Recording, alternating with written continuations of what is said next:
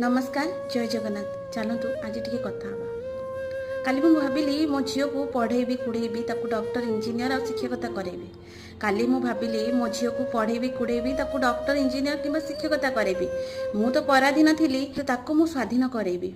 ताकू कहबी तू तो पाई रोजगार कर आ तू निज जीवन निजे निज रूप में गढ़े। किंतु आज समाज को मुझे देखुची भावुची मु पराधीन थी ठीक थी।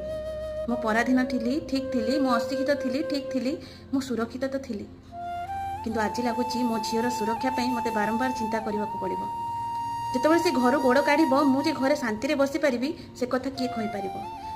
मोर पढ़ुआ झील जिते निजर जीवन परीक्षा आग को पाद बढ़ाऊ से पाद जे पछर किए न टाणव से कथा किए कह।